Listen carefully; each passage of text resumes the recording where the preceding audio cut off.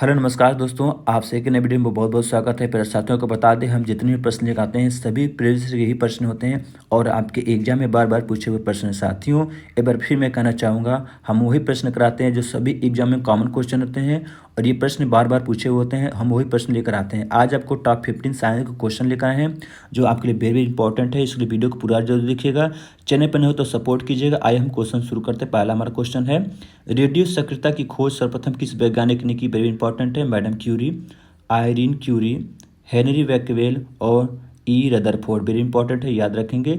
Henry बैक्वेल ने किया था। ऑप्शन का जो है सी राइट आंसर होगा।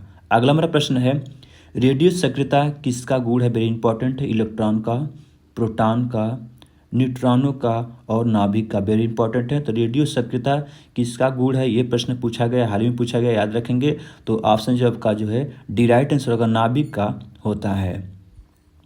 अगला हमारा प्रश्न है, किसी परमाणु की स्थायी नाभिक में प्रोटॉन की संख्या होती है? प्रश्न पूछा गया है।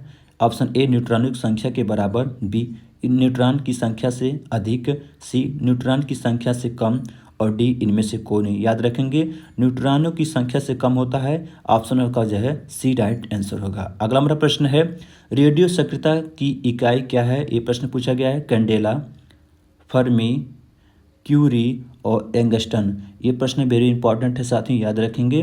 तो रेडियो सक्रियता किसकी इकाई है, प्रश्न पूछा गया है, याद रखेंगे। तो ऑप्शन का सी राइट आंसर होगा, क्यूरी का इकाई है। अगला हमारा प्रश्न है, कौन सा तत्व ब्रह्मांड में सर्वाधिक मात्रा में उपलब्ध है? ये प्रश्न वेरी इंपॉर्टेंट है, इसे नोट जरूर कीजिएगा। नाइट्रोजन, हाइड्रोजन, ऑक्सीजन और सिलिकॉन। आप ही बताएंगे कि कौन सा सर्वाधिक मात्रा में ब्रह्मांड में तत्व उपलब्ध है, ये अधिक मात्रा में, याद रखेंगे। तो ऑप्शन जब का बी राइट आंसर होगा, हाइड्रोजन सबसे अधिक मात्रा में उपलब्ध है। अगला हमारा प्रश्न है, सामान्यतः निम्न में से किसी भविष्य का ईंधन कहा जाता है? यानी भी इंपॉर्टेंट है आपके लिए प्रश्न, क्योंकि ये भविष्य का ईंधन किसे कहा जाता है, ये प्रश्न हाल ही में रिपीटेड क्वेश्चन है, याद रखेंगे। हाइड्रोजन, मीथेन, प्राकृतिक गैस और इथेनॉल। तो ऑप्शन जो का राइट आंसर होगा, हाइड्रोजन को भविष्य का ईंधन कहा जाता है। अगला हमारा प्रश्न है, वह तत्व जिसका परमाणु तथा परमाणु भार दोनों एक समान होता है? ये प्रश्न पूछा गया है। हाइड्रोजन, लिथियम, ऑक्सीजन और क्लोरीन। वेरी इंपॉर्टेंट है, तो याद रखेंगे साथियों। ऑप्शन जो का है ए राइट आंसर होगा, हाइड्रोजन का होता है। अगला हमारा प्रश्न है, हाइड्रोजन के समस्थानिक की द्रव्यमान संख्या कितनी है? वेरी इंपॉर्टेंट है साथियों, ये प्रश्न पूछा गया है, तो इसको जरूर नोट कीजिएगा। 1, 2, 3 और 4। तो वेरी इंपॉर्टेंट है, तो संख्या कितनी होती है?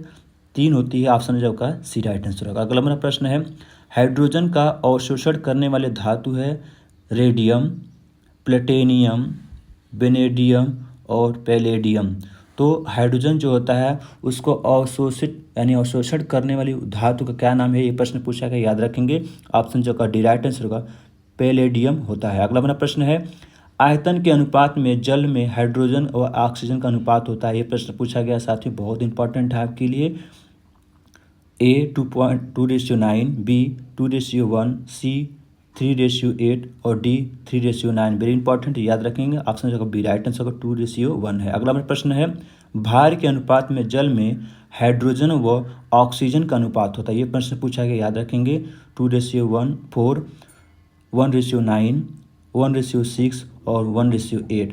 वेरी इंपॉर्टेंट है साथ ही, याद रखेंगे। ऑप्शन जो का है डी राइट आंसर होगा, 1:8 होता है। अगला हमारा प्रश्न है, शुद्ध जल होता है, अम्लीय होता है या क्षारीय होता है, उदासीन होता है और इनमें से कोई नहीं? तो जो हमारा शुद्ध जल होता है, ये प्रश्न पूछा गया है, कैसा होता है? अम्लीय होता है, क्षारीय होता है, उदासीन होता है, कैसा होता है? याद रखेंगे, उदासीन होता है। ऑप्शन जो होगा सी राइट आंसर होगा। अगला हमारा प्रश्न है, शुद्ध जल का पीएच मान होता है, कितना होता है? A1, B2, C7 और D14। तो जो हमारा शुद्ध जल होता है, शुद्ध जल को कैसे प्राप्त किया जाता है या तो अगले वीडियो में हमको बताएंगे, लेकिन इसका मान कितना होता है, पीएच वैल्यू कितनी होती है, याद रखेंगे। सी होता है। ऑप्शन का सी राइट आंसर होगा 7 होता है। अगला हमारा प्रश्न है, भारी जल का अणुभार होता है A20, B23, C25 और D38। तो भारी जल का जो अणुभार होता है वो कितना होता है, याद रखेंगे हमेशा। ऑप्शन का राइट आंसर होगा 20 होता है भारी जल का अणुभार। अगला हमारा प्रश्न है, भारी जल एक प्रकार है, वेरी इंपॉर्टेंट है आपके लिए, शीतलक, मंदक, अयस्क और ईंधन। इसका आंसर आप कमेंट बॉक्स में जरूर दीजिएगा और वीडियो कैसा लगा ये भी बताइएगा। और नेक्स्ट वीडियो आपके लिए लाएंगे, वेरी इंपॉर्टेंट हो आपके लिए भी। और जितने भी प्रश्न लेकर आते हैं साथियों, एक बार फिर मैं कहना चाहूँगा वो सभी आपके प्रीवियस ईयर के ही प्रश्न होते हैं और एग्जाम के में ये बार बार पूछे हुए प्रश्न होते हैं, इसलिए वीडियो को पूरा जरूर देखें।